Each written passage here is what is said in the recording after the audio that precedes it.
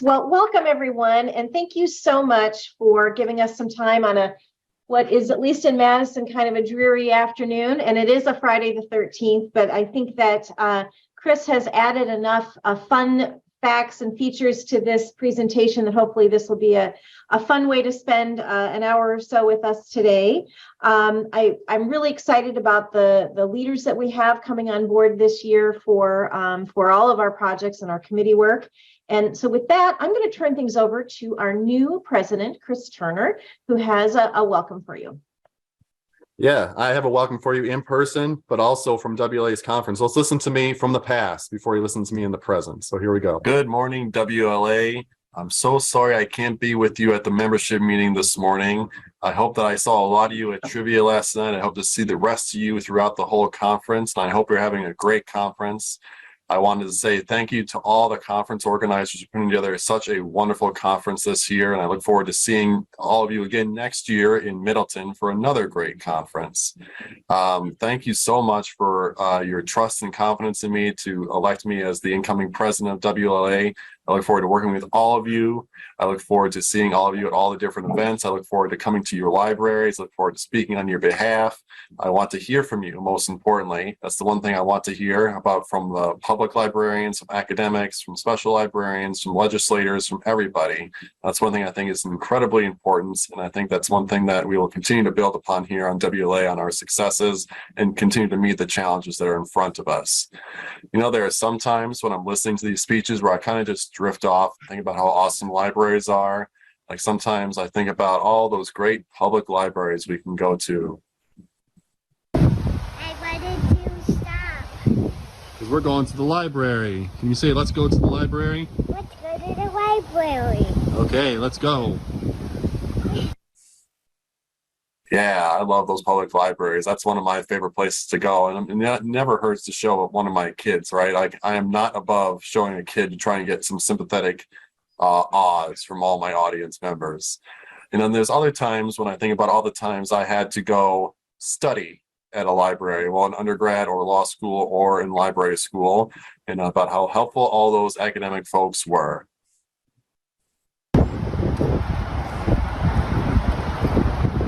Let's go to the library.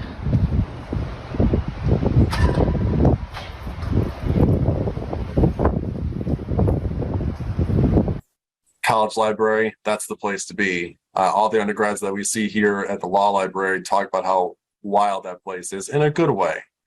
Then, of course, there are some colleagues that are very special to me, and I mean that in the very literal sense. Those are in those people in the special libraries, such as my good friends at the Wisconsin State Law Library, who I always call for help, and they are always willing to help me. Hey, let's go to the library.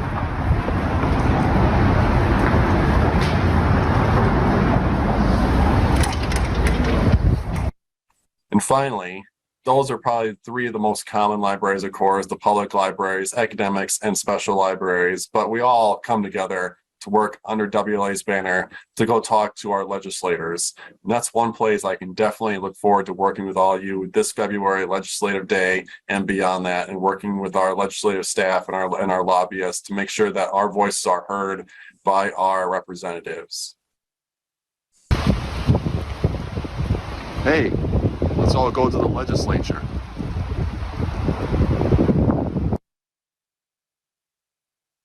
So this year you have risen to the challenge. Next year we're going to keep on believing. Just a small town girl living in a lonely world.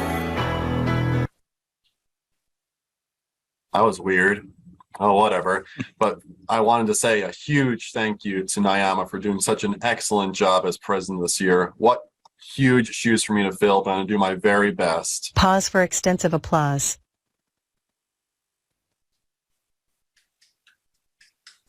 Okay, and now Nyama, would you mind passing me the gavel so we can kind of get things going here? Yeah, just throw it over here, please.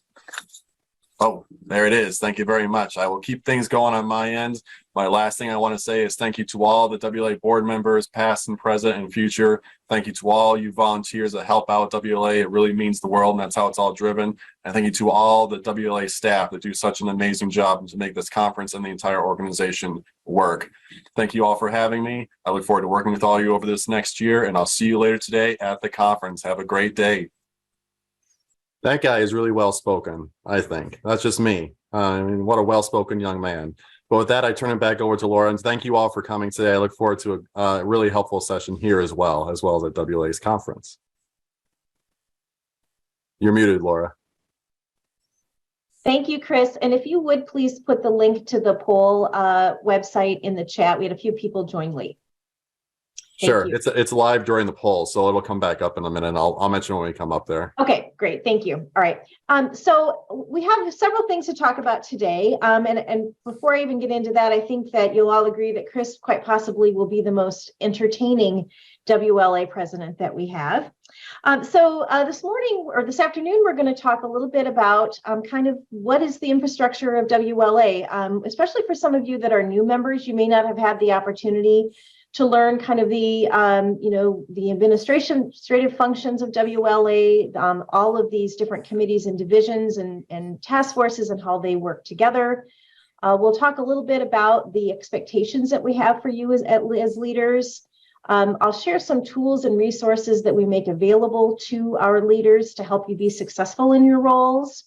The most exciting part, I think, of today will be talking about some of our initiatives and events that we have going on this year. And we have a couple of special guests who are going to help talk about some of those things. And then at the end, it wouldn't be a meeting with Chris Turner without doing a little bit of trivia. So you'll learn a little bit about WLA here in the beginning of our orientation, and then you're going to learn some interesting factoids as we go through trivia at the end. So next slide, please, Chris. So here's our mission. And the way that I like to sort of summarize our mission is to say that WLA really works hard to help Wisconsin libraries be successful. And we do that in a variety of ways. We help you as staff members, as librarians, as library directors, to increase your professional skills, to get networked within the community of libraries throughout Wisconsin, and to lobby for you. And by helping to develop leaders within Wisconsin Libraries ecosystem, hopefully our libraries will be successful. So if you think about WLA, always remember that our role is to help you be successful. And hopefully this orientation will help you be successful in your role this next year. And there we go. So WLA is a 501c6 organization.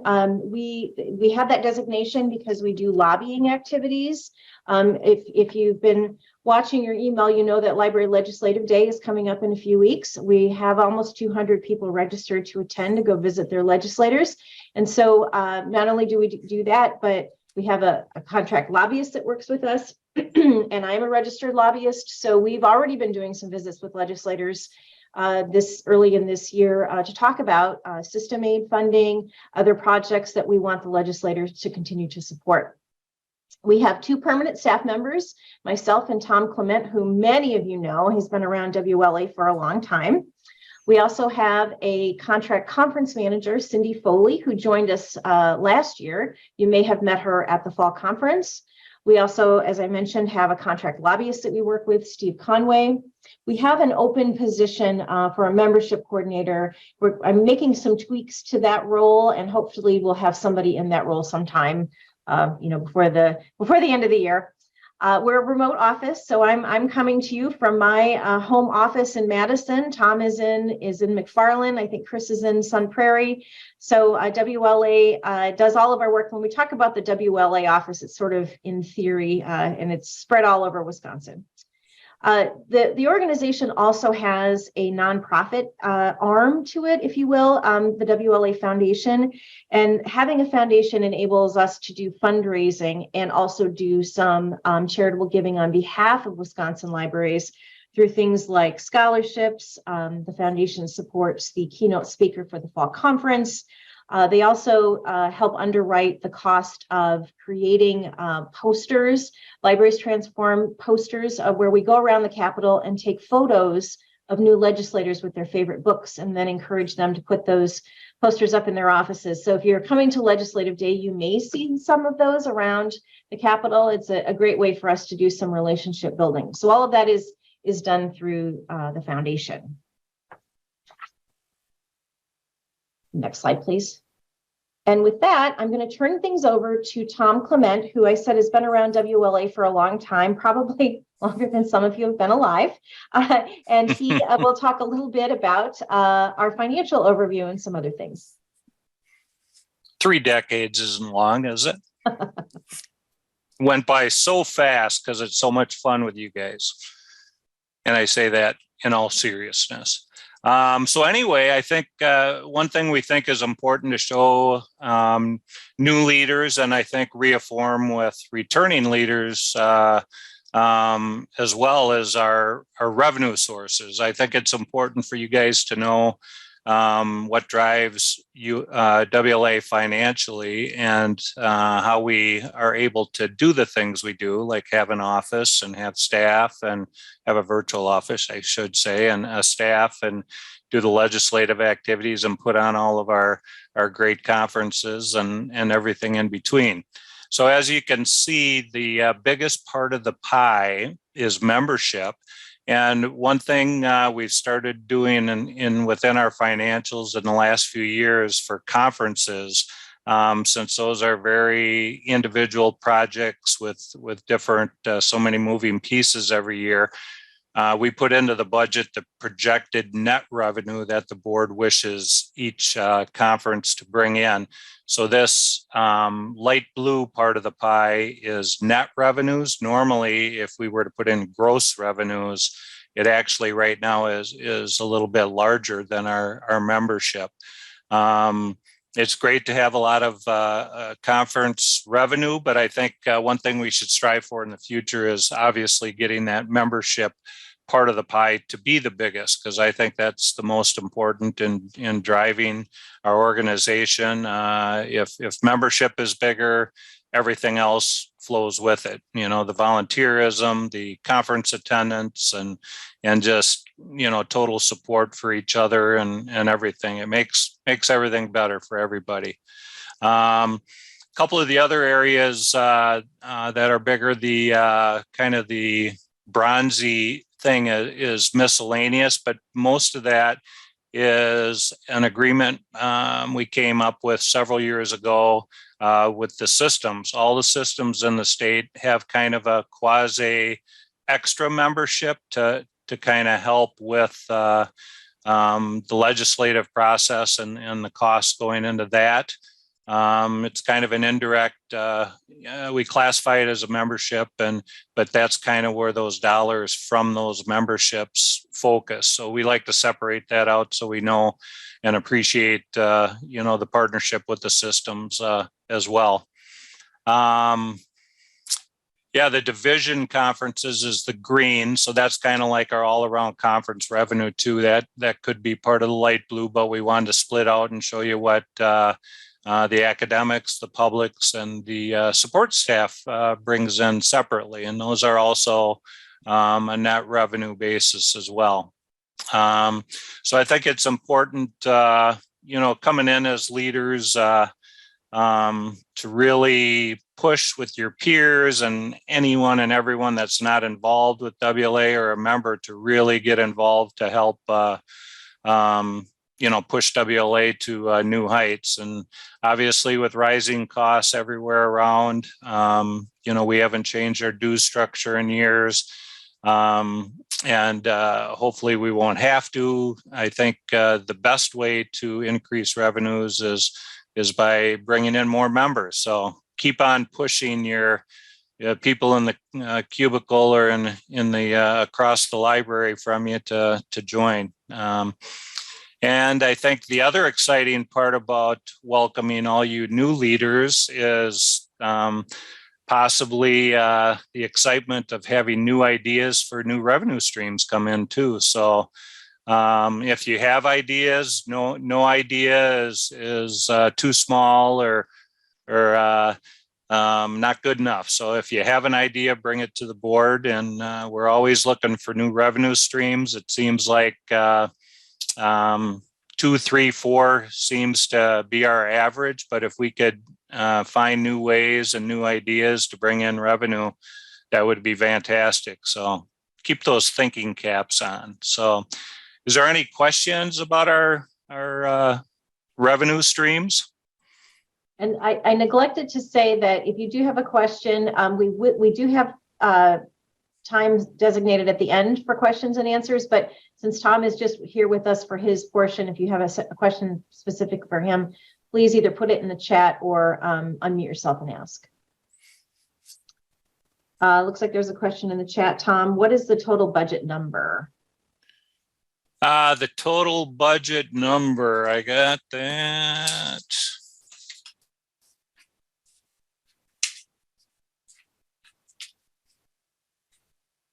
Let's see, for revenue, we're right around 300,000.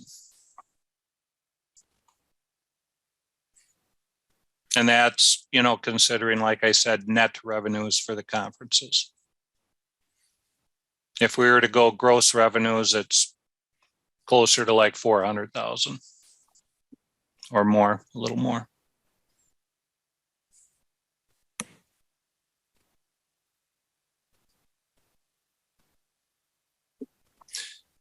And just to throw in, we generally do the revenue pie because that's the most important. And I think it's the main function to understand on what drives us, but obviously expenses, the cost to put on conferences, and obviously to have personnel to run the organization are the two top expenses it takes to run the association, which is,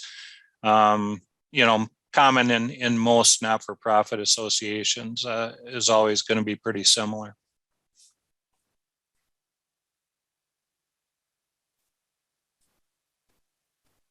Any other questions?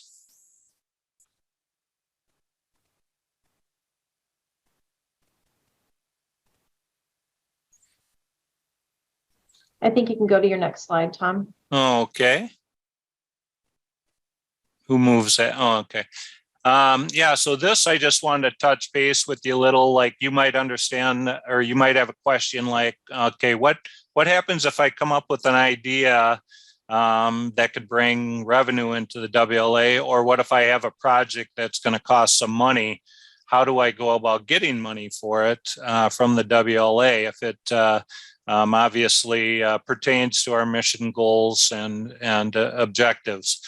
So what I do is once a year in September, I'll shoot out an email with a little memo telling you what we're looking for and outlining how to do it. But this is the gist of the email will be this single page form right here. It's a little small for me to read at my advanced age, but pretty much what you're doing is putting your unit that you lead and what your request is, how much it's going to cost or what you're asking for. And if it's a revenue producer, kind of a rough budget, we like you to attach with it showing how you expect the revenues to come in and what you expect it to cost, and whether you expect a net revenue to help advance the WLA-wide initiatives. So, and then in the midsection, you're just putting how that pertains to WLA's mission goals, objectives, and so on. So pretty straightforward.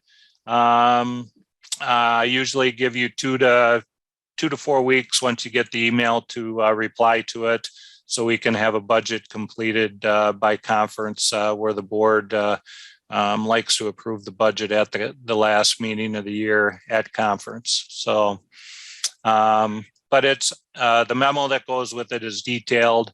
And then I also include some historical financial stuff with it that kind of shows you what was spent in the prior couple of years and what was allocated to your group, if anything, as well. So Any questions on that?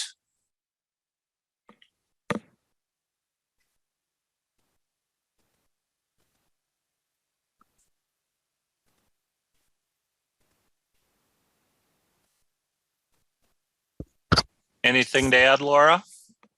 Nothing to add. There are some budget-related documents in the resources for leaders section on our website, which I will go through later. So there'll be maybe more context to this available there. So we'll go through that later. Tom, do you want to put your email address in the chat if people want to follow up with you after with questions? Certainly.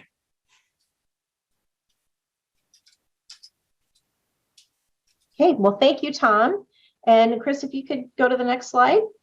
Welcome aboard, everyone, and have great weekends. Thanks, Tom. So slowly, the WLA organization chart will appear on the screen.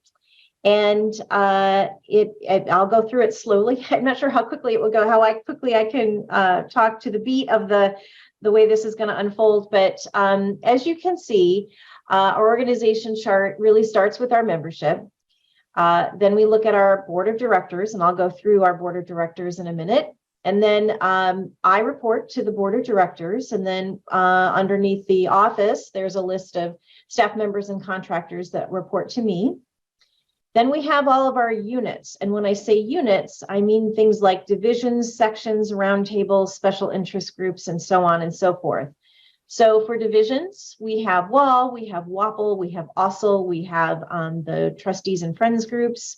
Then we have sections. So as you think about these different units, there is a higher level of organization as you go up to the top, and then maybe a less formal organization as you go down the list. So there's sections.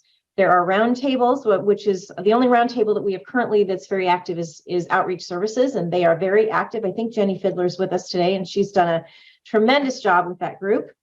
Then we have special interest groups. We're all probably familiar with the Intellectual Freedom Special Interest Group that's been working hard. Inclusive Services, I see Mark on my screen. So within all of these different units, there are specific requirements on how a group can become one of these things. A lot of times groups start out as a special interest group, and as they become more formalized and more active, want to do projects and have more sustainable activity, then they might go up to the next level of being a roundtable. And then there are different expectations for a roundtable. Then they might become a section, and then there's different expectations for a section, and so on and so forth.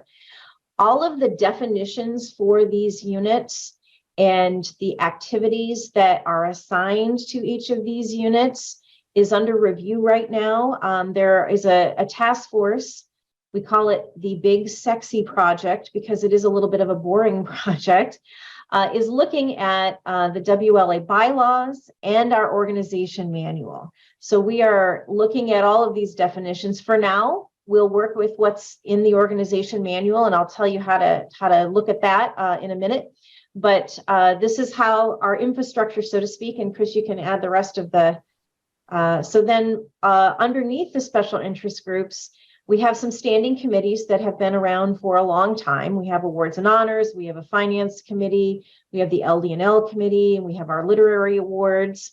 And then we also have special committees which may work for a while or decide that we no longer need them. We have appointments. We have a conference committee every year. We have the Leadership Development Institute committee. And then the last group is what's called task forces. And as you know from your own workplaces, task forces usually have kind of a beginning and a middle and an end. They're not necessarily a permanent activity. We're working on one that's specifically going to be looking at intellectual freedom. And then we have, again, the Big Sexy Project of looking at the org manual and the bylaws. So that sort of in a nutshell is kind of the ecosystem here at WLA. And as I said, we are looking at some of the criteria amongst some of these units. Some of the activities that we say in our organization manual are required of certain groups have become difficult for them to fulfill. And so we need to figure out what are the things that are important in order to having some sustainable activity without burning out our volunteers. So we're looking closely at that. We've heard your feedback that some of the things that we ask you to do, sponsoring a session at a conference or meeting so many times a month or doing your own newsletter, are maybe too much of a stretch for some groups. And, as the organization evolves, as our own workplaces evolve and the amount of time that you can give to being a volunteer for WLA, we need to be able to sort of adjust ourselves as well. So to remain a vibrant organization. So that's the org chart. And it looks like is there a question in the chat? No. All right, next slide, please, Chris.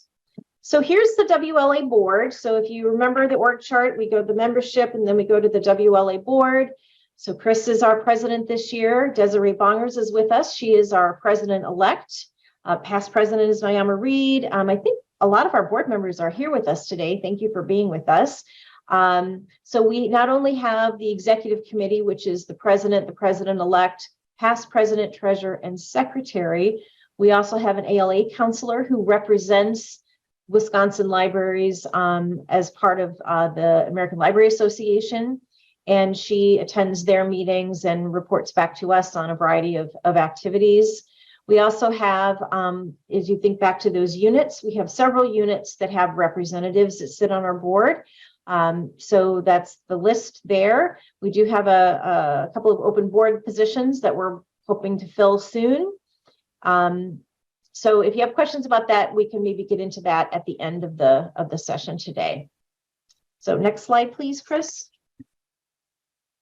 So here's the next poll everywhere question. So the one here, we just want to see, what are you most looking forward to while serving as a WLA leader? And I'll put the link in chat like Laura had suggested earlier. If you want to just go to this link, you can sign in with your name, first name and then last initial, and then you can enter in some information. This should be up on your screen if you answered something in from the first one, and you can just go to what are you most looking forward to while serving as a WLA leader. We'll see what we can get.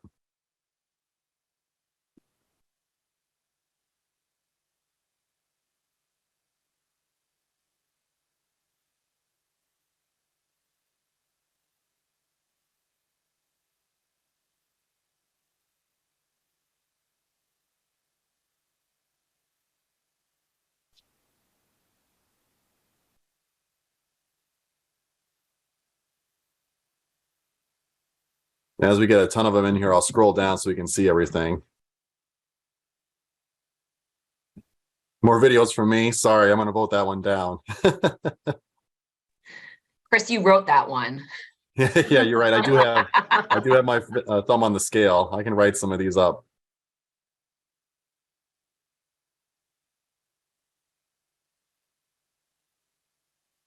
I see kind of a general theme of meeting new people, networking, meeting like-minded colleagues, getting to know other library workers, networking with other libraries.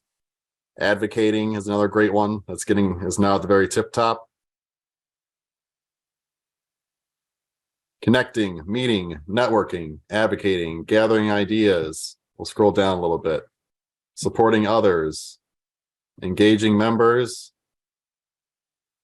networking with current and future WLA leaders, meeting cool and smart people. You are in the right place. Health and sustainability. Working with our awesome president. I assume you're talking about Desiree on that one. Yeah, she's president-elect. And then more networking, recognizing other library workers for their great work. Yeah, thank you for that. I was at the award ceremony for the first time in a few years, and it was really awesome to hear all the wonderful people hear about the awards they earned and deserved. Gathering ideas from across the state that can be used in our system. Yep, a great place to learn and share these wonderful ideas, both as being a leader and being at the conference. Excellent, thanks everybody. Laura, any thoughts on here? Would you like to move on? No, well, the one thing that I would share, I've been in this role a little over a year now, and back in Iowa a few years ago, I ran a different association in a completely different sector. And it's interesting because those meetings, everybody was very buttoned up. There was not a lot of chit chat between, at conferences, people didn't network. There was sort of this very laser focus on the content of the conferences. And my observation is that this community is much more almost like a family. And when you go to the events, it's like you're going to a family reunion. And so I think that does say a lot about the opportunity that you have to build relationships through the association. And I think that's reflected here in the list of what you're looking forward to as well. All right, we'll head on to the next one. So when we think about what we ask of leaders in the association, if any of you have served on a nonprofit board in the past, you may be familiar with the notion of duty of care, duty of loyalty, and duty of obedience. And really what that means is we ask for you to be an active participant. And when we talk about the board or your committee or your unit, use your best judgment. Bring your best judgment to the table when you're involved in things with the association. When you're acting on behalf of the organization, put the interests of WLA before your own, and help us stay on the right course. And so what that means is later I'm going to talk a little bit about some of the things that we ask leaders to do in terms of documentation and reporting back, and you'll be asked to sign a conflict of interest policy and some things like that. Really just that, all of that collectively helps the association to remain transparent and make sure that we're in alignment with all of the best practices and legal things that surround association work. So duty of care, duty of loyalty, and duty of obedience. If you want to learn more about that, I put a link at the bottom of the slide from the National Council of Nonprofits, but there's just kind of it's the way we operate and the way that we ask our volunteers to operate as well.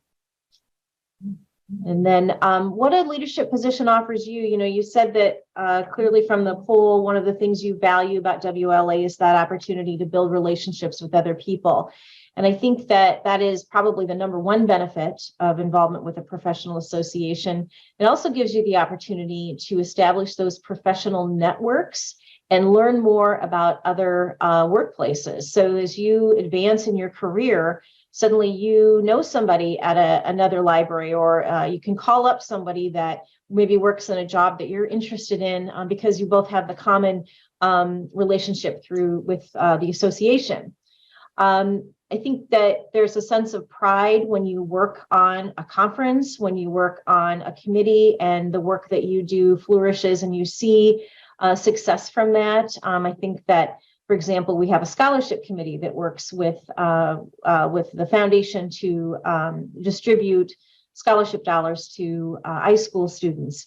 I think they get great satisfaction in seeing the work, to kind of enhance that pipeline of future library leaders. I think the conference committees can tell you that they see great satisfaction at the end of that conference when people leave and tell them that they had a wonderful time and learned a lot. I think anybody that has served on the WLA board will tell you that being, at the table for decisions that impact Wisconsin libraries, I think is a tremendous feeling of accomplishment. And I think you also learn things that you can take back into your own workplace.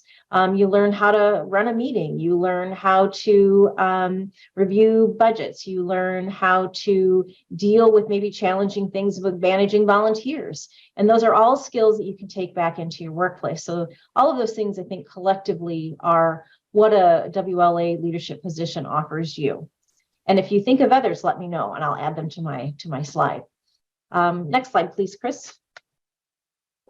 Back on your Pull Everywhere, we want you to share a tip about how you balance your job, your home life, and your roles within WLA, because we want to make sure that you are enjoying your time while you're volunteering with us. And a good way to do that is to make sure you're keeping your balance between your work and professional volunteer life balanced.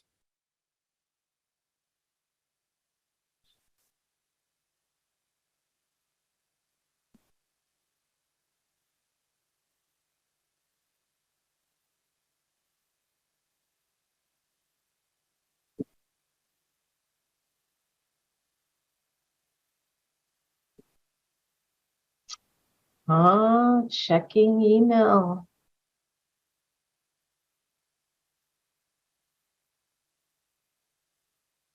Yeah, I am definitely a victim of email on my phone. That's one I will have to work on myself.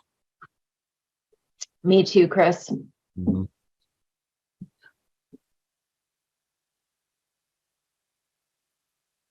Midday break.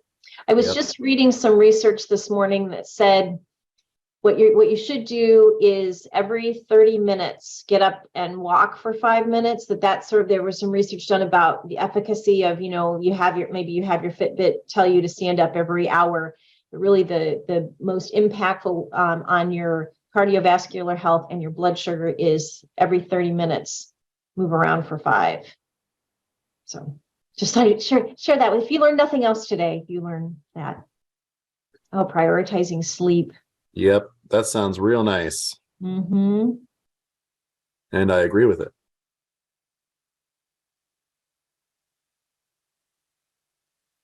Do you need to take the break with your dog, or can it just be a midday break, Laura? What do you think? I think it could be just a midday break, but if I got a dog, I would have to take a midday break. The dog is an enhancer, right? Exactly. Forces you to move around. Mm-hmm. Yep. Just when you're not at work or you're not in the work brain, you're not checking your email, prioritizing sleep, work the 8 hours, and that's it. That's the time for your work, and that's it. Yep. Just listening to yourself, meditating, listen to your body when it's like, hey, we need to do something here. For physical spaces. So if you're working from home, like there's my work area, there's my relaxing area, calendar to make sure that you stay up to date on everything. Yeah, that is the question. I agree. Do we have balance? We'll work on it. Take a moment just to breathe. The boundaries, yep, physical and otherwise for boundaries. Schedule WLA time specifically. I like that. Say, okay, now's the time I'll do some of the WLA stuff.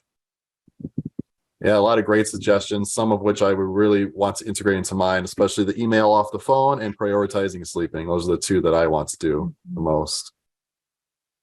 Okay, thanks, Jenny. The dog is the impetus. You could also walk a cat, I'd say, or a squirrel, or whatever you want. But yeah. Or a hedgehog, which we'll meet later. Yes, exactly. Okay, thanks, everybody. Yeah. So this is really I think the meat of the presentation, in thinking about what WLA, what the staff, our contractors, what we can do to help you be successful. And a lot of times I hear from new members and they'll send an email and they'll say, I don't know who to ask this question to, so I thought I would start with you. So I'm hopefully going to help give clarity to that. We do have a membership coordinator position. That position is open right now. So for now, please call me with everything and I'll try my best to help you. So I can answer your questions about your membership. I can help you with filling out all kinds of forms and event payments. Tom can help with that as well. I can help you if you want to communicate to either the whole membership in its entirety or just a unit or a committee. I can work with you to send out some communications on your behalf.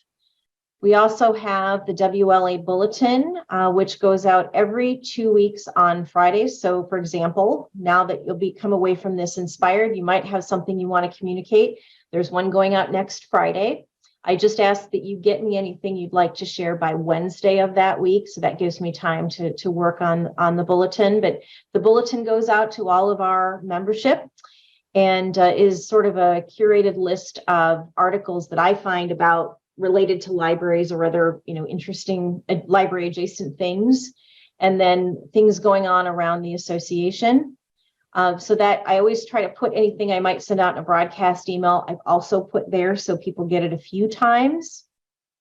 We have WLA News, which is a quarterly newsletter. I talked with one of our past presidents who was president back in like the 1970s yesterday, and he called me because he wanted to know why we weren't mailing him the WLA News. And I said, well, we no longer mail that. We do send it out via email. So I got him all set up with that, so he'll start receiving it. But so WLA News comes out quarterly, and it is what we like to put in that is more. You think of WLA Bulletin as a newspaper. WLA News is sort of our magazine. So it's maybe longer articles. We like to share a lot of photos in that. Because it only comes out quarterly, we don't put a lot of time-sensitive information in there. I'd like to experiment this year with some maybe conference-specific editions of WLA News. We did that this fall with the fall conference. So I'd like to work with, for example, the WAPL Conference Committee to do a special edition of WLA News. All of that said, I want to hear from you and your committees. And if you have a pride point that you want to share, if you want to make sure that everybody knows about a meeting that you're having, or if you need volunteers, please let me know right away. I try to respond really quickly to emails requests that I receive from our members, but there's a variety of tools and vehicles that we can use to share information. We also have, so we send things out to the membership, but we also have, oh my goodness, about 3,000 names and email addresses in a prospect database. And what that is are maybe lapsed members or people that have attended our events, and so they registered and we have captured their email address. We don't do this very frequently, but for things like the fact that we're opening up a conference registration, things like that, we do send out to a broader audience. So keep that in mind for conferences and things like that. We have an even broader reach than just the WLA membership. Schedule Zoom meetings. So, 10 years ago, nobody was talking about Zoom. Now Zoom is sort of synonymous with virtual meetings. WLA does have a paid Zoom account. So we have some bells and whistles with that. And we are happy to let our members use it for your meetings. You just need to let me know when you'd like to have the meeting, because make sure that no one else is using the account, and we can help you get that set up. If you don't have any kind of a virtual meeting platform of your own to use, you can certainly use the WLA Zoom account. Identify volunteer opportunities. So we have a lot of new members that will reach out to me and say, I'd like to get involved. Where are there some opportunities for me?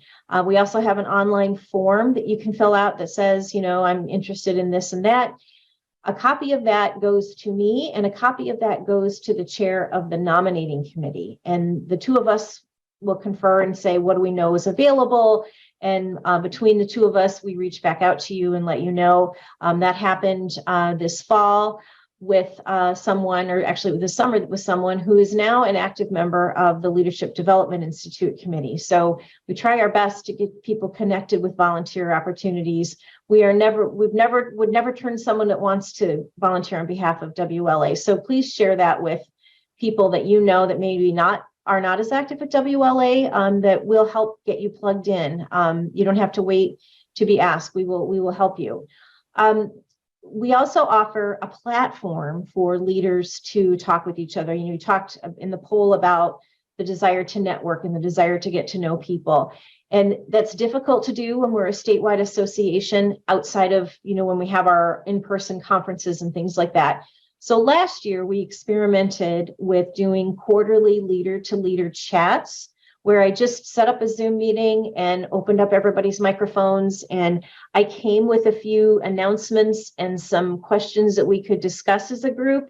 But as I stressed in those meetings, that this is your time, share the challenges you're having, share whatever. If you want me to, I can shut off my camera and disappear for a while if you don't want me there.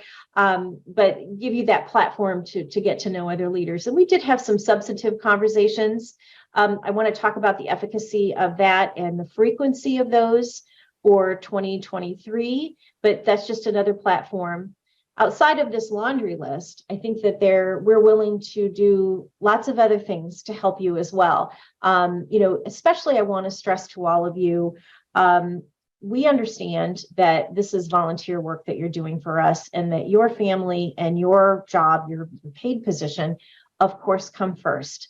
We understand that there are times in your volunteer service where you may have to say, I can't do this right now. I have to take a step back. I've had to do that myself professionally, where I've felt terrible, but I had family health issues, and so I had to step away. Know that if you have to do that, that is fine. Just let us know early, and we will find someone that can help with that role. And know that if you had to step away, that doesn't mean that you can't come back in later. I think with volunteer service, things ebb and flow as your career ebbs and flows. And maybe you have time now for a leadership position, but let's say next year, through your networking, you get this great new job and you just don't have time to do volunteer. We understand that. We want this to be kind of a career-long relationship with WLA. And Carrie, I'll answer that question when we get to the end. because I've got a web page to show you. So that all that said, I want to make sure that you all know that we're here to support you and help you be successful this year. So next slide, please, Chris.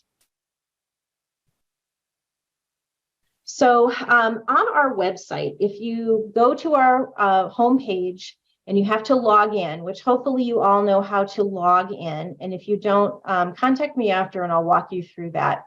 But you have a username and a password. You have to log in for this because this is specific to members. But there is a tab under for members, and we call it our leadership manual on the website. It's called Resources for Leaders. And I'll show you a screenshot of that in a minute, but it has a lot of tools that are saved there for you for reference. It has instructions on how to access different things around the website. So hopefully it will help you stay organized. Also has links to some forms that we ask you to fill out. WLA has a Dropbox, and we share the instructions on how to access the Dropbox in that Resources for Leaders manual on the website. And we use the Dropbox sort of as our archive. So if you are working on a project or on a conference committee, at the end of that, take the things that you need to save. So your meeting minutes or not your works in progress, but final things, and put them in the Dropbox. Think of the Dropbox as the archive and also the tool for the people that are coming in after you. Then what we've been doing with lots of groups this past year is establishing Google groups for you. So we have one for the Leadership Development Committee. We have one for all of the conference committees. We have one for awards and honors. I can set one up for your committee as well. And that gives you a platform that your committee can work together using the Google platform. You have a collective email address, and you can do all of your work in progress through your Google group. And then at the time that your project is done, then you would upload what needs to be archived to the WLA Dropbox. We also have e-lists that are available through member clicks. You may subscribe to several of them so you get targeted messaging to a variety of, we have them for all the divisions and all of the special interest groups. And those, you post your message, they do have to be reviewed because it is a membership thing, and we want to make sure that people aren't spamming each other and or soliciting things. So we use those e-lists. I try as quickly as I can to get those approved so you can get your message out that same day. So that's another way for you to communicate and hopefully get in touch with people that you need to access. You can also look at the member directory through your profile and find individual email addresses for other members. So next slide, please. Oops. I think there might be, can you go back one slide? Oh, nope, you're right. Okay, once more to pollev.com/UW Law Library. This is a question to ask about the leader chat that Laura was just talking about. So we're curious to see, should these continue? And if so, how often would you like to see them continue?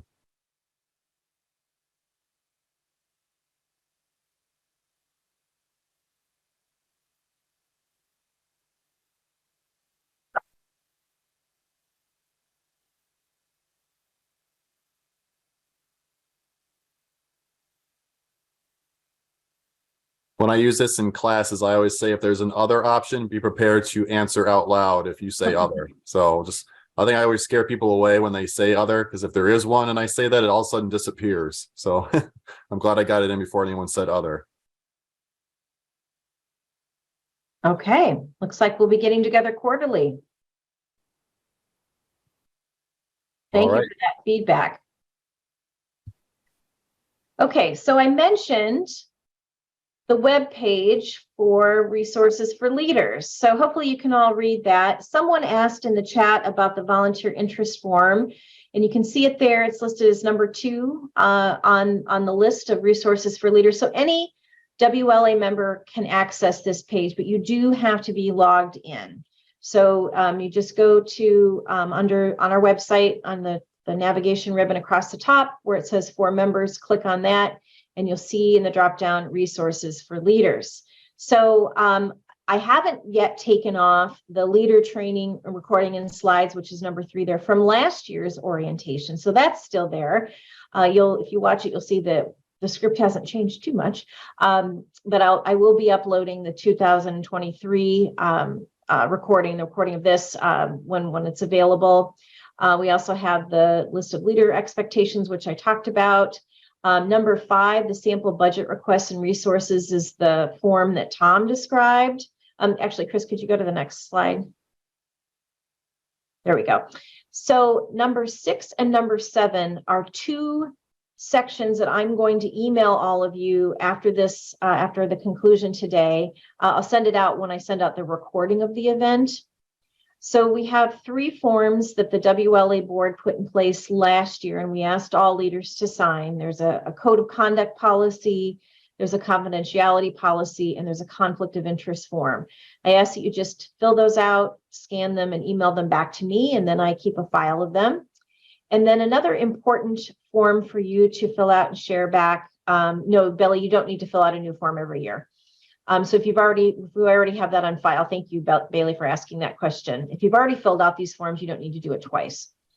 The other form that we ask you to fill out is your unit or committee roster. And I asked for that for a couple of reasons.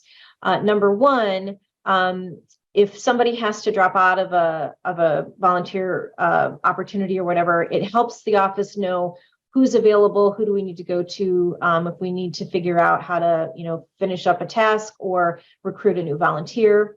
But I would like for the association to do a better job of keeping track of people's leadership experience with WLA, because it does come up more frequently than not where people will ask me, I'm working on updating my resume. Do you remember what year I did this? Or maybe we have somebody that we're going to nominate for Librarian of the Year. And we want to know, well, what year did they do this? And if we don't have record of it, if we didn't know they were a member of that committee, then we can't record that. So that's just helpful to us to kind of help. We can go in and kind of update your profile with your leadership experience, but we need to have that information. So likewise, if your roster changes, let us know that as well. Other things that are on this page that you'll find, instructions for accessing the WLA Dropbox, tips for using Zoom. The leadership directory, I have not fully updated. I need to get the rosters from everybody to finish updating that. It talks about how to use our e-lists, how elections work, things like that. So there's lots of resources there on the website. So, and I never am bothered if you forget where to find something and need to call or email and say, where was that on the website again? So, but hopefully these are things, tools, resources that will help you, be organized, have a balance with your WLA work, and have lots of success. Okay. Next slide, please, Chris. So for 2023, there's a lot going on around the association. If you attended the membership meeting at the fall conference, this might be a bit of a repeat. Member recruitment and retention is always going to be an initiative at WLA every year. We want to get new members and we want to keep the ones we have. And so I'm going to be experimenting with a few things this year. I think every library director in Wisconsin should be a WLA member. So I'm trying to figure out how to approach that. I talk about retention, and when I think about that, that's where we get into my offer that if you're struggling with your volunteer opportunity, to talk with me. What we don't want is to have somebody that's frustrated or feels burnt out by their volunteer service, and then they don't want to continue with the association. So know that we're here we want to keep you as a member and keep you happy. So that will always be a priority area for us every year. Generating non-dues revenue is the same. We are always looking for ways to make some money to sustain the association. And I should also say generate non-dues revenue and non-conference revenue, because we do rely heavily on our fall conference to help sustain the association. But we also need to diversify ourselves, and we are going to be doing some of that this year. And I'll talk about that in a minute. I think one of the biggest services we provide as an association is the advocacy work that we do on behalf of libraries and library workers. This is a big year. This is a year where we will support the ask to the legislature for funding for systeming for public library systems, for things like library service contracts, Badger Link and those other services. And we do that through Legislative Day and through the work of Steve Conway, who is a wonderful advocate for libraries and has positioned himself well with legislators, not only in terms of building relationships, but he is also steps away from the Capitol. And so will multiple times a day run over there to meet with the legislator or stop by an office, ask questions. We work very hard to build relationships with legislators. This summer, I spent a lot of time going to events with legislators to meet them on both sides of the aisle, just so that when they see me, they think of libraries. And I can tell you that hands down, every legislator that I have met has been excited about libraries and is especially excited to tell me about what they happen to be reading now. I think we have a pretty well-read legislature. And so, so advocacy is an important thing that we do on your behalf. Organization and management is something that we're going to be spending a lot of time on this year, which isn't very exciting. So hence, we're calling it the Big Sexy Project. That project is being led by Desiree Bongers, who is the vice president this year. And I think that her motive is that she wants to have the association to be a fine running machine so that when she steps in as president, everything is organized, is my guess, is her plan. But we started out looking at the organization manual and discovered that there were things that were grossly out of date, like dating back to the 1990s. And so there was great inconsistency with what we would tell one division or another of what they were doing.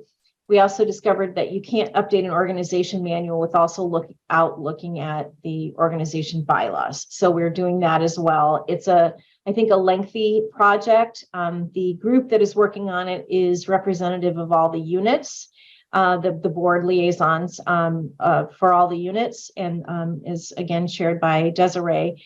But I think it is time well spent on behalf of the association. It's just probably, of all the things that we do, not the most exciting. So last, we'll talk a little bit about conferences and other programs. As you know, we do our fall conference, and I've got a couple special guests that are going to talk about some of the big things we have going on. But this year, we're looking at doing a virtual one-day wall event. TSS is looking at doing some things. I'm looking at doing a performer showcase that would highlight performers, library performers, is particularly of interest to our youth services community. We have the WAPL conference coming up in April and lots more. And with that, let's go to the next slide.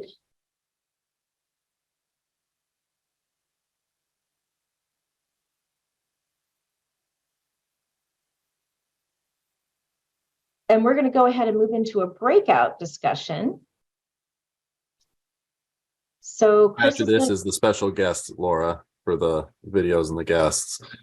But first, I'm going to randomly assign you to some breakout rooms.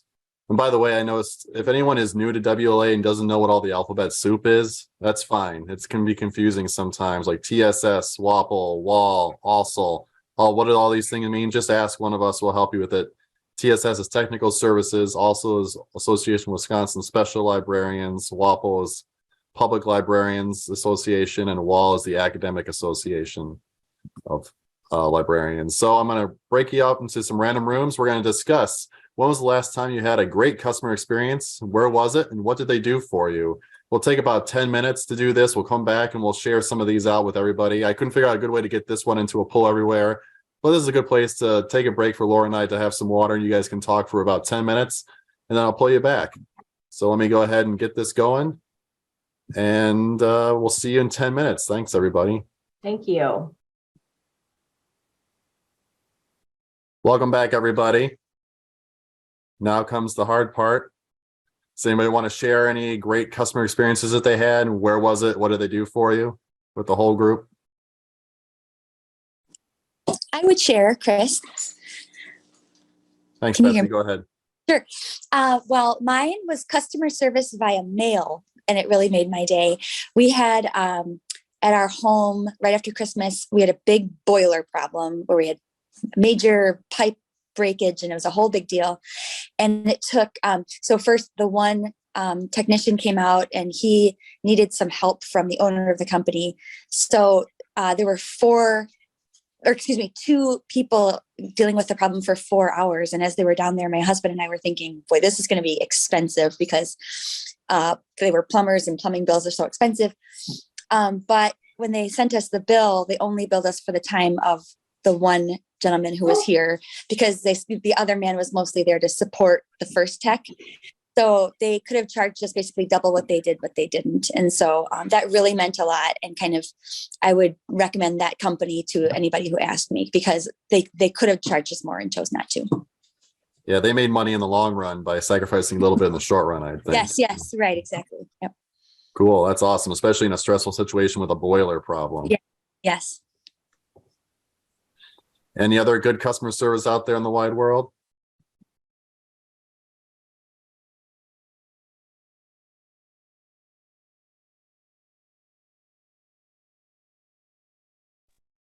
I can share. It's the end of our conversation that started talking about bending the rules to provide great customer service, and how tricky that can be if a patron says, hey, this person did this for me, why can't you, or why won't you?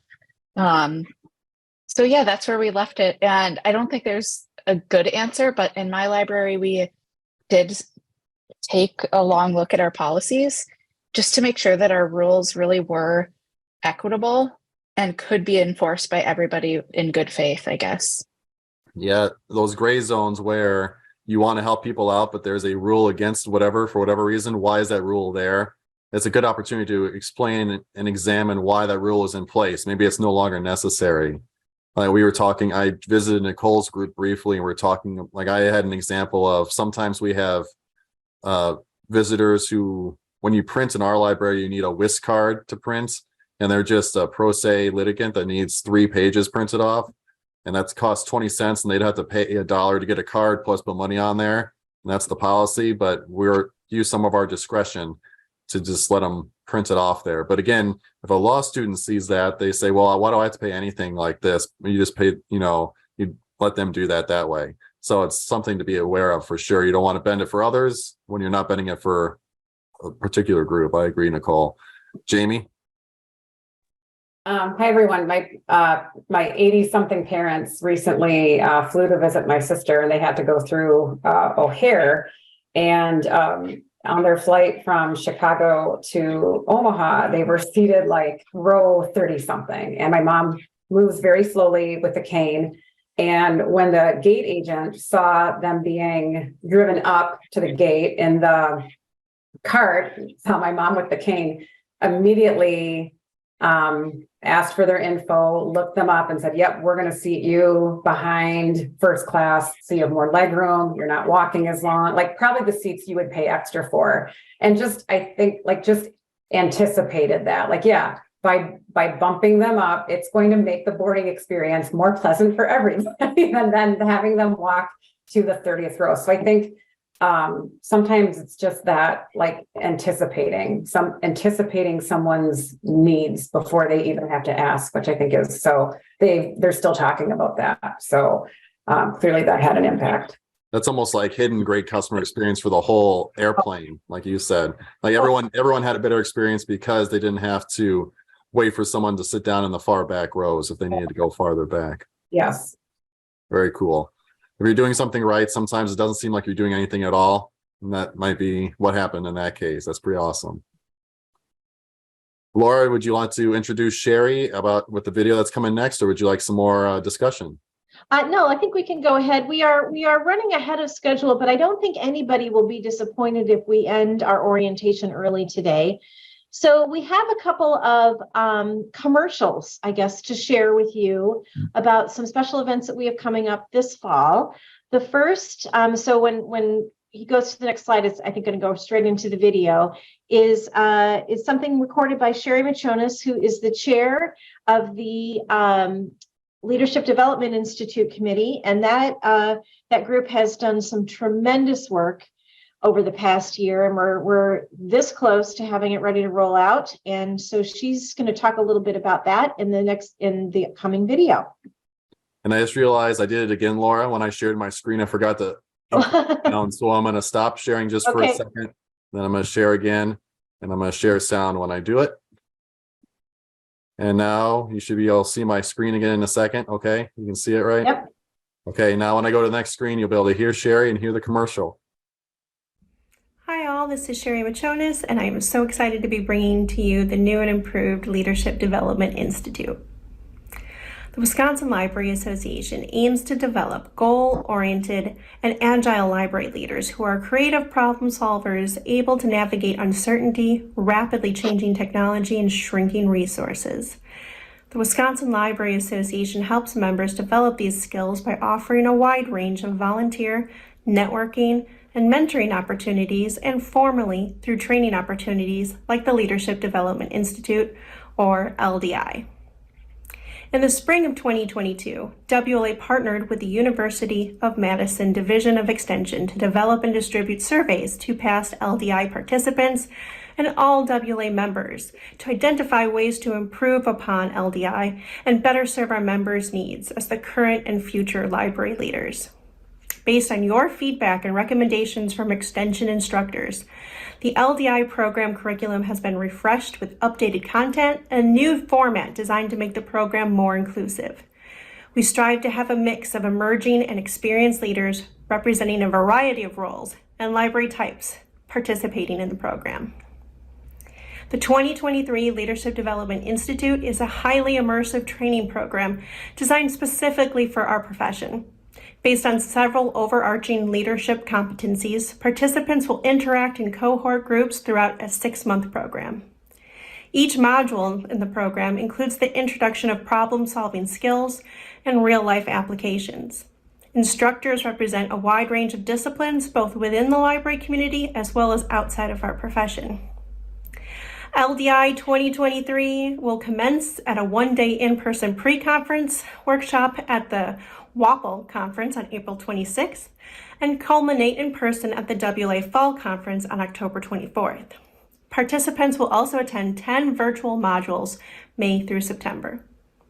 The program application will be available in mid to late January, so watch your inbox on the WLA website for more information coming soon. Thank you, Sherry. And before we move on to our next commercial, are there any questions while we have Sherry with us about the program?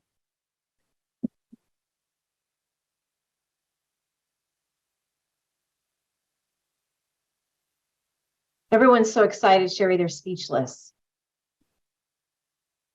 Well, I'm super excited about it, and I'm really hoping we get people from all across the state and all kinds of roles to participate, because me and my committee have put so much thought into fine-tuning what the leadership classes will be, that we're so excited to get people started. Tracy has her hand up. Yes, Sherry, I just wondered, and maybe you said this and I missed it, but is there a cap at how many participants will be accepted in this program? Yeah, we have a goal of getting 40 participants in the program, and so I think that's where we'll cap it. Laura, would you agree? Yeah, and that's really the recommended number that our colleagues at UW-Madison recommended, that they do a lot of leadership programs for other types of associations, and that is sort of the sweet spot in terms of the size of a group if you're forming a cohort. So 40 is our target. So anything you can do to help us get there is great. And I think this community, this group of leaders would be a group that hopefully there'll be a few applicants from this group.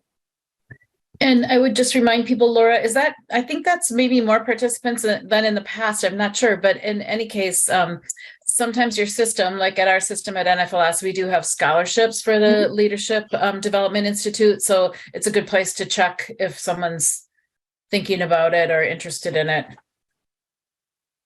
Yes, and I'll be reaching out to all system directors to see if they want to help participate in offering scholarships. We would love to see 2 people from each system be a part of this program. And it is way more in depth than anything we've ever done in the past. It's been like a 2.5-day institute before, and this is going to be 6 months. So we're really going to build strong leadership skills in everyone that attends that will last throughout their whole career instead of kind of a very short encapsulated project.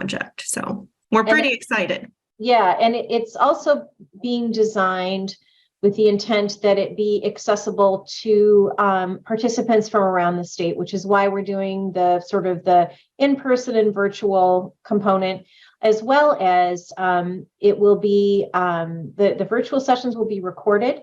As attendees, if you can't attend the live session, you'll have the opportunity to attend on your own and then provide feedback through.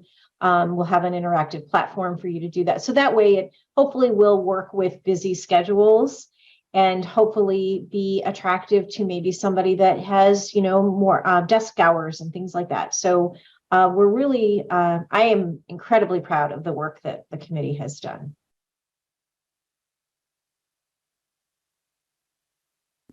Okay, well, if there's no more questions for Sherry, our next commercial, so to speak, is on a great event that we have coming up this fall, which is our fall conference. And we have a video with the conference chair, Jamie Machik, and then we will pause for some questions for Jamie when we get done with that.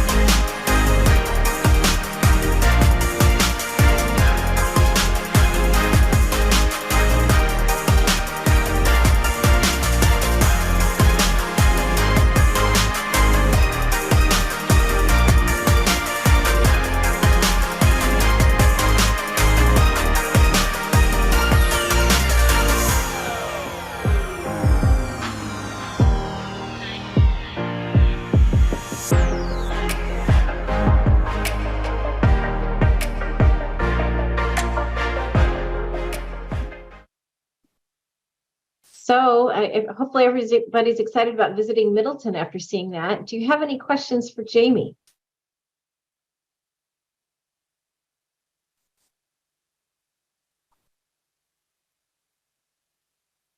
Again, I think they're so excited, they're speechless. I'll just add that the venue is looking amazing. I got to go on the tour with you all a couple weeks ago, and it was really nice. They've updated it since we were there last time in 2015, and it's looking really great. And we did hear some feedback because when we have had the conference there in the past, and there have been feedback about the size of the breakout rooms, but they did undergo a renovation and reconfigure some of those. So those we shouldn't have those concerns this fall. I'd also like to mention that we have 2 new roles on the conference committee this year. We have an on-site volunteer coordinator, and actually she's here today, Emily Rogers. So someone to coordinate and train all of the volunteers who are involved in the conference. And then Mark Yoakum, who's also here today, will be serving as our accessibility and inclusion coordinator. And we're really excited to have these new positions added to the committee. We had our first committee meeting yesterday and did the site visit last week.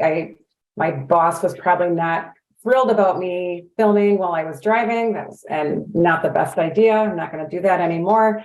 But yeah, if you haven't been to Middleton or the downtown area, it's worth a visit. The Mustard Museum is worth a visit, and just really excited for the space, the rooms, everything. It looks like somebody, Bailey, is going to be able to walk to the conference this fall. So terrific, Bailey. I have a question for you guys.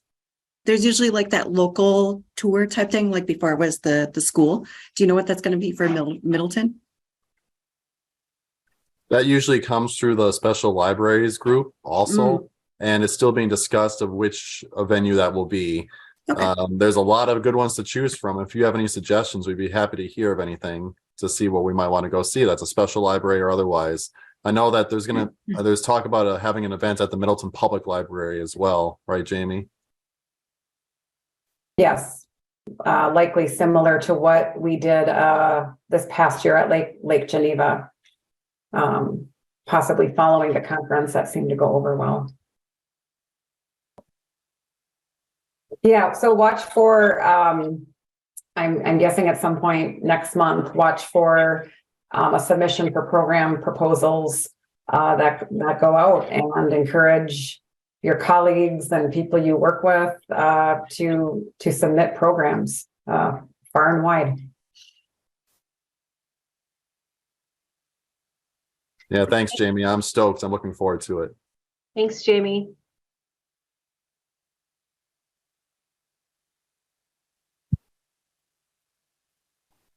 So now we've reached the part of our session, and we have done great on time, everyone. What questions do you have? We have a whole hour, but we also have trivia coming. So let's take some time. You can ask your questions now. You can just unmute yourself if you'd like, or you can raise your hand, or you can reach out to me afterward. What questions do you have from today's orientation?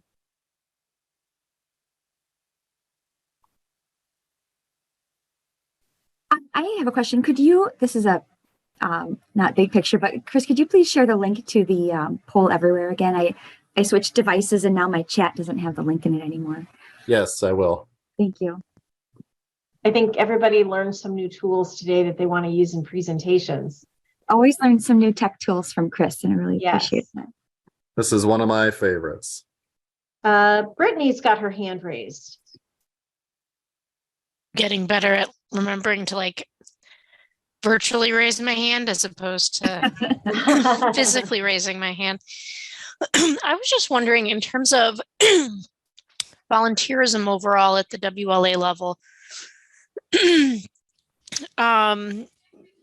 sounds like it might be challenging sometimes to fill some of these roles or positions. I think that we maybe are relying on the networks that we've built, as opposed to people genuinely being like, oh, I can't wait for open season to come with enrollment. Let's, let me sign up.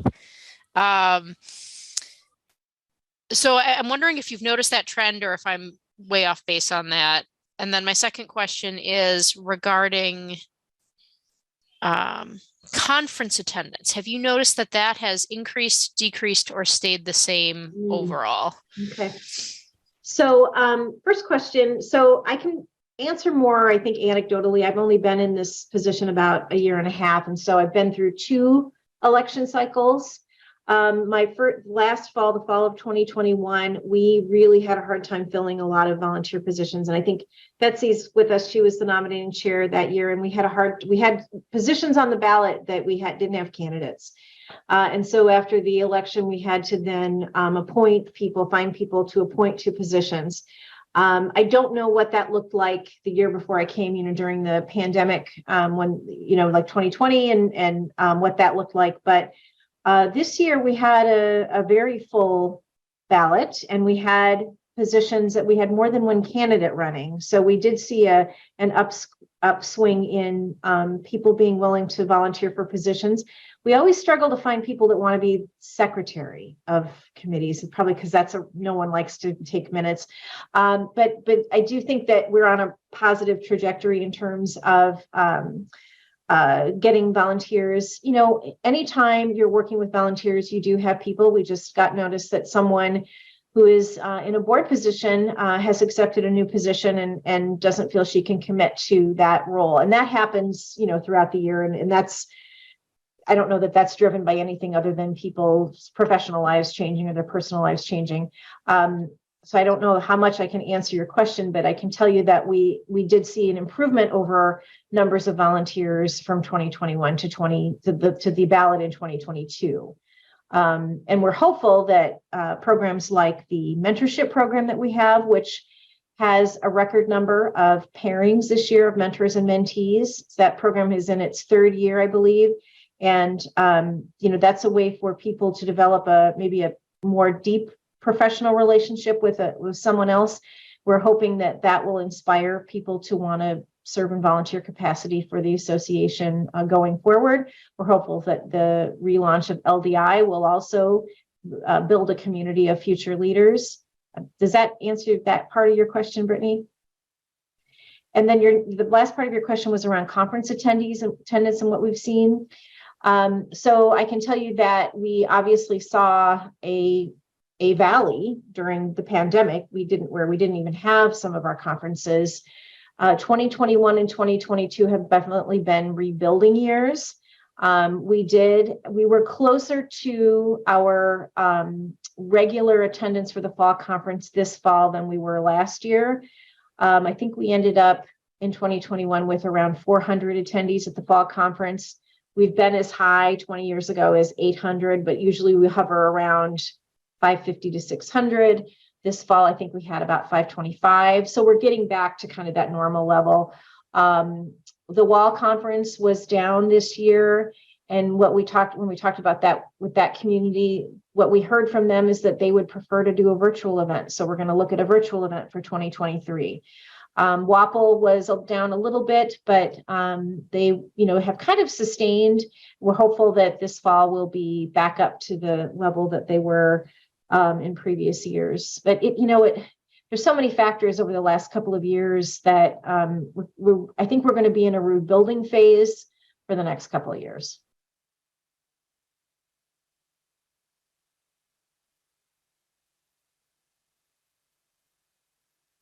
Other questions?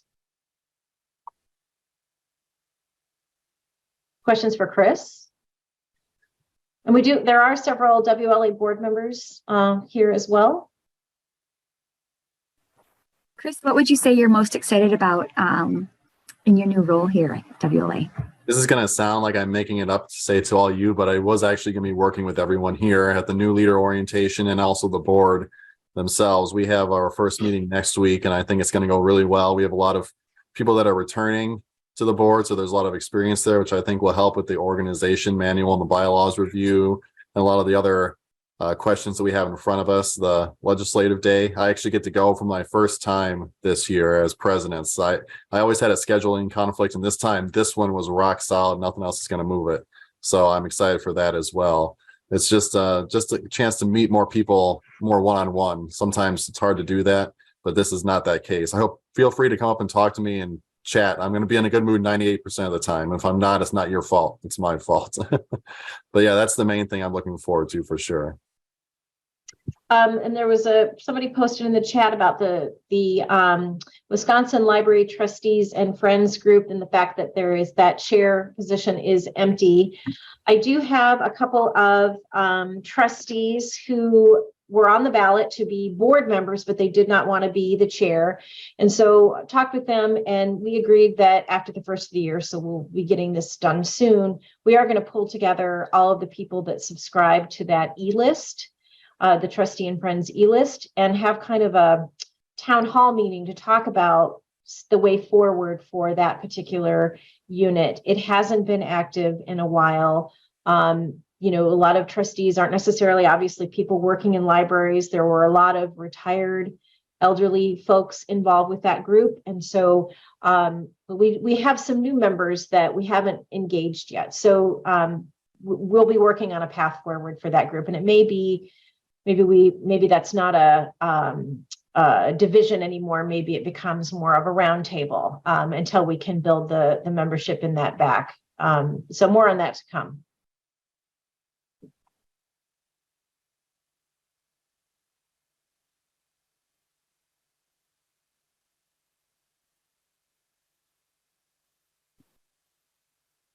Other questions?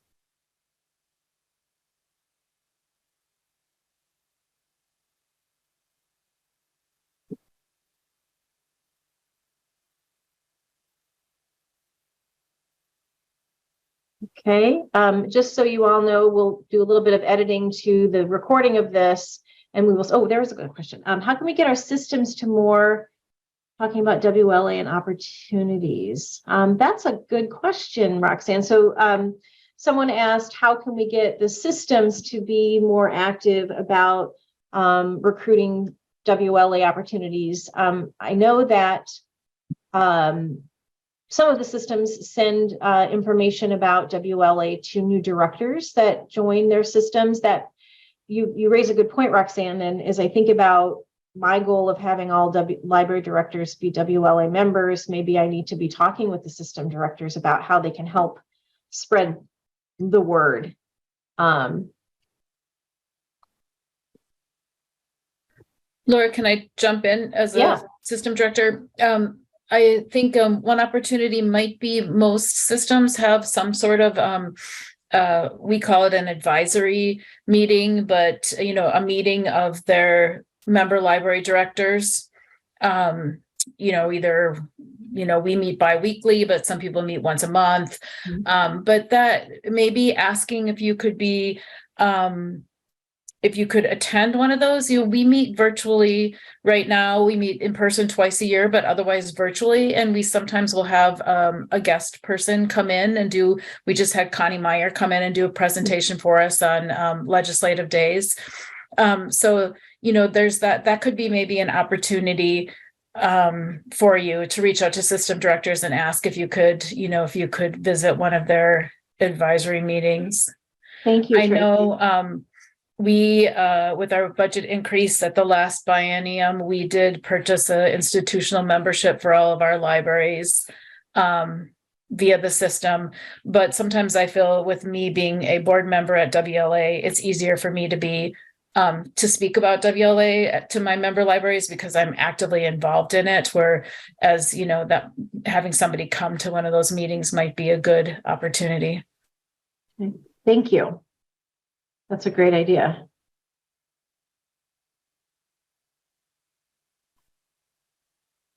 I mean, we could frequently or more frequently put in WLA news, and so if vacancies are part of the news that we share to our members, that's another way, because we frequently have our system newsletters and Facebook page and other outlets.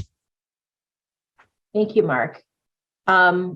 And Jamie mentioned how her Wisconsin Valley Library Service shares our information, and they have been wonderful about chartering a bus to come to Legislative Day and to our conferences to make it accessible for folks within their system.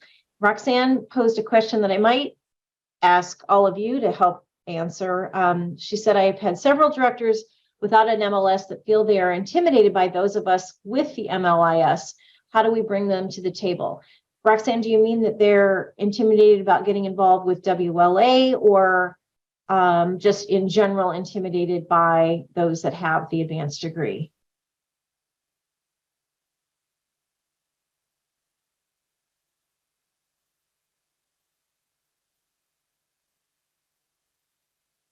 In general and feel unsure. Jamie suggested we do have the Wisconsin Small Libraries group that is, designed for those smaller shops, and they are a very active group. Kathy, do you want to share a little bit? Sure.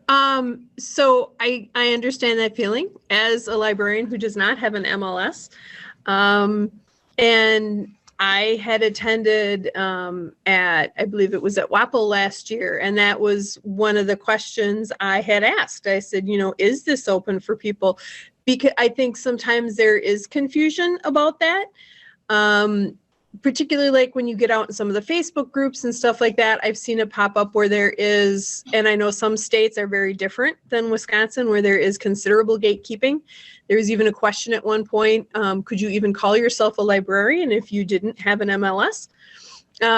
So I do think sometimes there is there can almost be a self-consciousness of, well, I don't have an MLS, so I don't know that I'm really a full librarian. So I don't know that I really can be a member of WLA, or also that maybe that it's like a really super high professional organization and I'm not that professional because I don't have that degree and that's probably really expensive.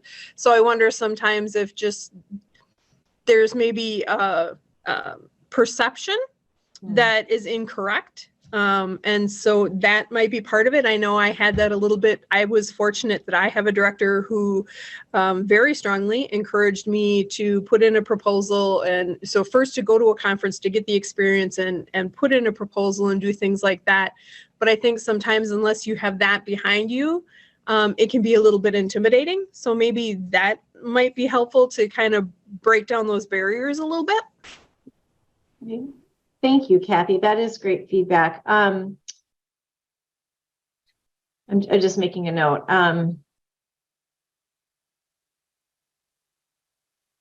Yeah, and you know, as I think about, for example, the Leadership Development Institute, one thing that we have, as a committee, have spoken about at great length is that we want that program to be available not only for someone that has aspirations or is a library director and has that degree, but also for people that, you know, there is great benefit to being a leader where you are, you know, being a leader in the position that you're in. And so when we look at that cohort, we're hoping that we get applications from a wide range of people in a wide range of roles. We certainly don't ask for, and in fact, WLA, to be honest with you, I don't think we ever ask if you have a master in anything that so it's open to anyone that's working in a library or that is a friend to a library. You know, we have a variety of membership categories. So, you know, might be perceived because there probably is a higher number of people who are in a higher level role because, you know, that's been in the past how kind of associations worked. I don't think that's how they work today. So we're working hard, like by establishing a small library unit that can be working with folks that maybe don't have that advanced degree and make it, give a platform to those folks to come together. So that's good feedback. Anyone else have a comment about that? Rachel had her hand raised. Oh yeah, Rachel, go ahead. Yeah, hi everyone. Kathy, thanks for sharing what you shared. I've worked with Betsy for the last few years on the nominations committee. And I think as both a member and a board member, I think that we have to remind ourselves when we talk about it, we say the word librarians a lot because that is the sort of collective noun for our profession. But in reality, this is an organization for library workers, library supporters, and library advocates. So it's really important for us in any leadership role that truly the only barrier to entry in this organization is membership. And there's only a financial barrier to getting to our conference and any of our professional development. So as we work in our libraries and connect with our peers, that encouragement obviously helps drive our membership, but it also drives how strong our leadership is, because again, to Laura's point, you can lead from anywhere. So I think it's really incumbent on us to continue talking about library workers as the collective here, library supporters as the collective here.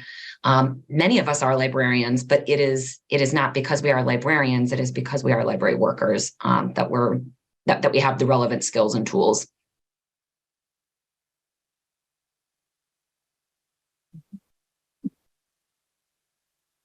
Good discussion. Any other questions before we go to trivia? Oh, I've got to talk about upcoming, any other questions? I'm sorry. Okay, so I'll talk a little bit about, I wouldn't be doing my job if I didn't talk about upcoming events. So ASL has a virtual town hall meeting next week, next Thursday.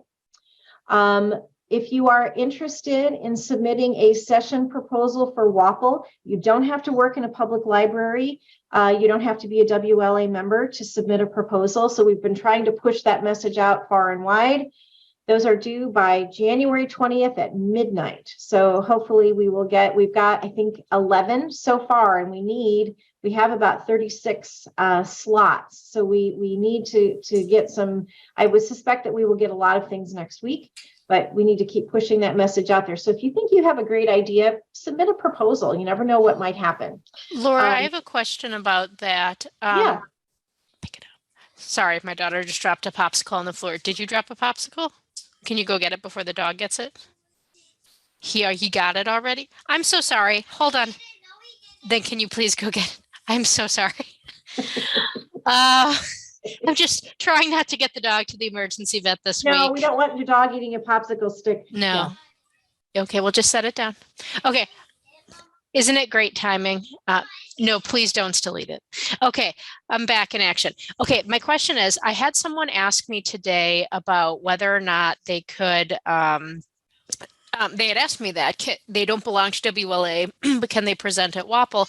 Yeah. And I said, yes, but then she said she wasn't quite sure how to submit it because...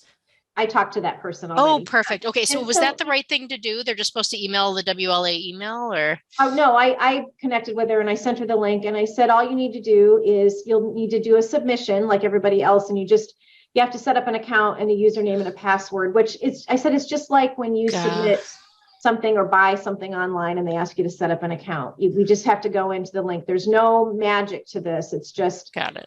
And then, plus then if you submit, then you are in our database, so we can invite you to other things. Okay, so, very yeah, good. Yeah. All right. So no, I believe I know who you're talking about, and I've already. She's set. So hopefully she'll submit something. Yes. I wasn't sure you could create an account on the WLA website unless you were a member. So no, that's for everybody. And it looks Perfect. like Linda's got her hand raised. Yes, Linda. There's one other event that you didn't put on here that I want to just give a quick shout out about. The youth services section is doing a virtual tour and in-person meetup at Marshfield Public next Thursday as well on the 19th from 1:30 to 2:30. So if you'd like to be part of the virtual or you'd like a field trip to Marshfield Public Library, we'd be happy to have you. Thank you, Linda. Sorry about that. We did send worries. something out yesterday, so I know that, and it is on our Facebook page. So thank you. The Intellectual Freedom Special Interest Group is getting back together.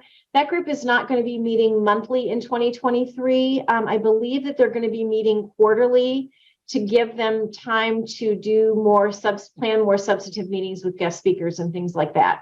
So more on that to come. Library Legislative Day is February 7th. I just checked. Registration for that event closes at 5 today. And we have 202 people registered. So the librarians are coming to Madison to meet with their legislators. So the WAL online chat series started last year and is coming back starting again on February 28th. And I did have someone email me what the topic is for the chat, and I don't remember what they said. My apologies. Nicole, if you're on and can share that, that would be great in the chat. Yes, there is also, we've rescheduled coming up in March. So we've got the outreach services webinar is March 1st on Libraries of Things. Also on March 2nd, we have rescheduled the YSS webinar on social emotional resources. As you may recall, that was scheduled for December, and then we had a snowstorm that day and there was lots of chaos. And so that has now been rescheduled. I just got that information finalized yesterday.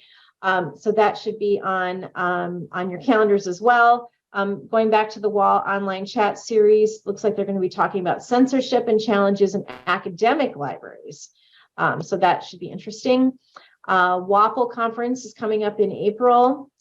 Leadership Development Institute will kick off in person on the 26th of April. And the fall conference is the 24th through the 27th. All kinds of things happening. This is just a snapshot. Please watch the bulletin and WLA News and your inbox and our website and our calendar for more information. Looks like some things, people have been putting some things in the chat. Jenny sent the registration link for the OSRT webinar. Thank you, Jenny. Anything else on upcoming events? I apologize for missing those few. Any questions before we move into trivia? Okay, Chris, I'm going to turn it over to you for this part of the program. So thank you, Laura. We're going to do some trivia to wrap things up. The top 3 finishers are going to get a prize courtesy of the Wisconsin Library Association. So we're back on pollev.com/UW Law Library. I'll put it in the chat one more time just so you have it.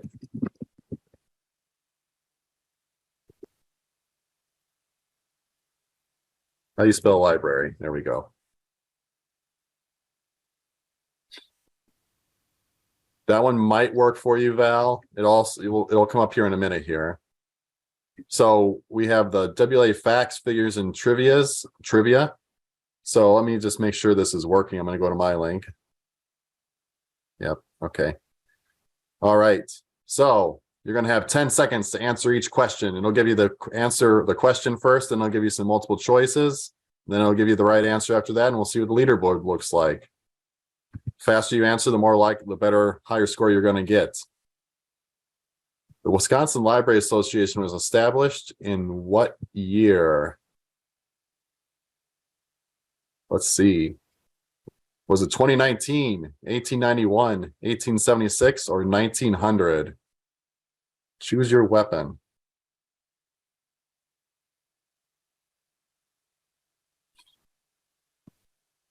All right. The answer. All right. 58% of you got it right. 1891 is the right answer. Let's take a look at the leaderboard. Oh, it's a big tie for first place with 1,000 points across the board. Hope you have a lot of gift cards, Laura. We have all these people are going to want something. We have a contract, a verbal contract. I learned that in law school. All right. The first WLA membership dues were $3 per 1,000, $10, 50 cents, or a deer pelt.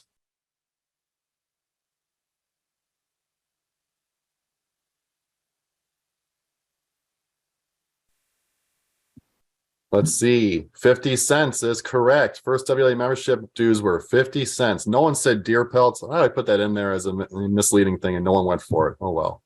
Leaderboard. Let's see how we're doing. All right. We have narrowed down first place to 4 folks that have 2,000 points. We'll just see about that. Let's try and trip them up, Laura. Established in 2008 as part of the Wisconsin Library Heritage Center, this award is the association's highest honor. What is the award? Tom Clement Award, the Wisconsin Library Hall of Fame, or the EBSCO Star Award?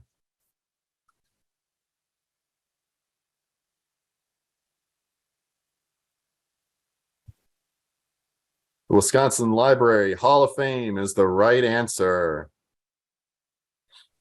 I'm just sorry Tom missed that moment of honor. Notoriety. Yeah. We're going to have to create that award. Talk to the awards committee about that one. Okay. We've got 3 people with perfect scores so far. We'll see about that. Let's keep going. Intellectual freedom is an important focus area for WLA today, but the topic is not new to the association. When was the first WLA Intellectual Freedom Committee formed? 48, 65, 84, 2000.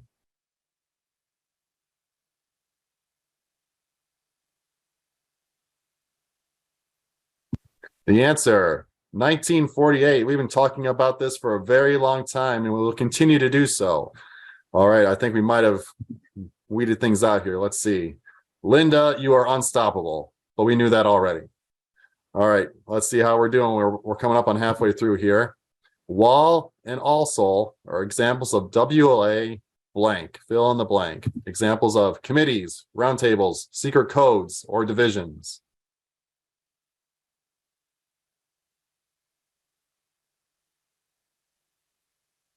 It might be a code, but it's not secret. Divisions is the right answer. Divisions.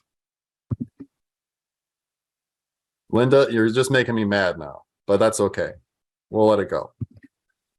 The WAPL division recently partnered with the Wisconsin DNR to pilot a program that would make blank available for checkout.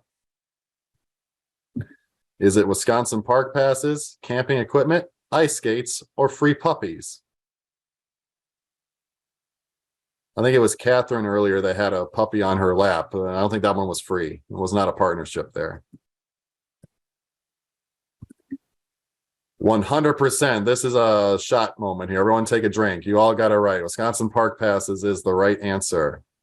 It's Friday. It's like 2:30. You can have a drink if you want to, I suppose. Linda is still leading the pack, but we have a pretty close game right behind them, right behind her, with Betsy, Carrie, and Mark all tied with 5,000 points each. All right. Long before the WLA Foundation was established, philanthropic members held fundraisers to raise money for retired librarians, database subscriptions, library school scholarships, or bookmobile maintenance.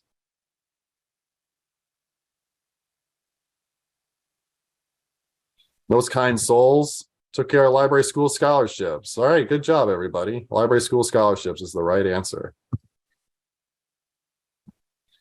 Linda, oh, we had a shakeup in second place there. Christina is swerving up into second place. Betsy maintains third. Rachel, we'll see what we can do for you. I got to talk to the people in front of you. All right. A WLA task force is working to update the WLA organization manual. As Laura mentioned, this is the big, sexy project. In what year did WLA members adopt its first organization manual? 54, 2000, 1892, or 1930?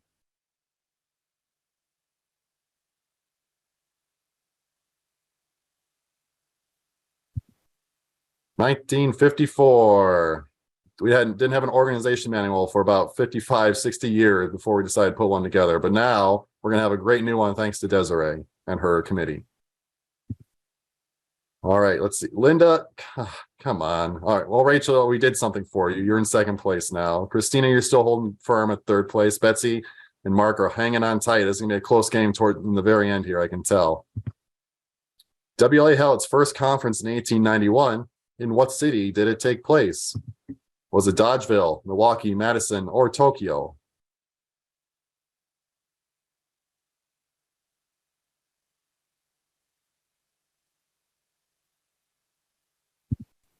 This is too much pressure.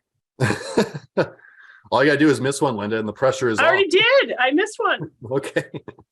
Madison is the right answer. The first one was in 1891 in Madison.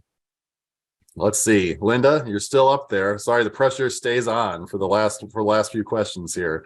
Linda, Rachel, Carrie, Christina, Emily, and Bailey tied for Bailey and Betsy tied for sixth place. So we got a really close game, like I said, coming up on the last few. This is the last question. So this is for all the marbles here. A customary activity at WLA conferences through the early 1900s through the 1940s was library tours, community singing, on-site resume review, or new member socials.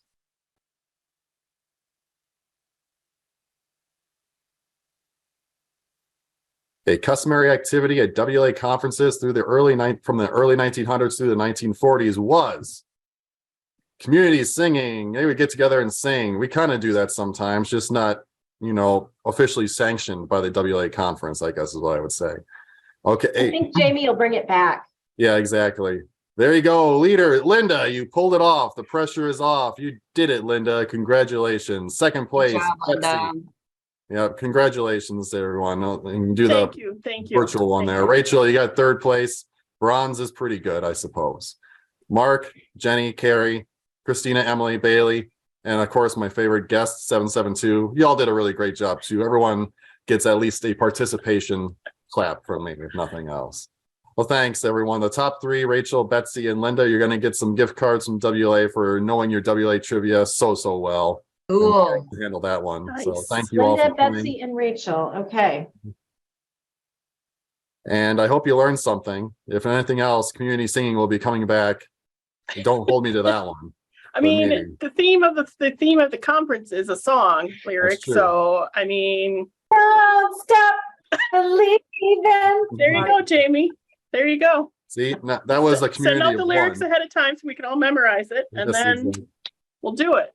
Mhm. Well, and the Library of the Year last year, the library in Viroqua has a band. So They can just learn, don't stop believing, and we're all set. exactly. A little bit of journey. Get out of the way, hedgehog. There we go. Well, I'll say thank you first. I truly thank you very much. I hope you all learned something either about WLA trivia, but definitely about how the WLA can help support you as volunteer leaders. And I look forward to working with you this year. I know we've said that before, but I'm going to keep saying it because I mean it and I believe it. And I'm excited. Laura? Yeah, thank you everyone for giving of your time on a Friday afternoon. Hopefully, and thank you to Chris for making this what is a really boring presentation fun. And I'm looking forward to working with you this year to add a bit of levity to the work that we do. And thank you all in advance for the work that you'll be doing as volunteers on behalf of WLA. I think there's going to be some great things happen this year. And do not hesitate to reach out to me with questions or concerns or your success stories. We want to hear from you. Sure. I hope you all have a nice weekend and we will see you around the WLA block. Please feel free to reach out to either Laura or I if you have any questions or need anything from either one of us. We'll do what we can to help out. Thank you. Thank you. Thanks, everyone. Bye. Thanks for a fun afternoon. Yeah. You know, that hedgehog is really cute. Maybe I'll get a hedgehog instead of a dog.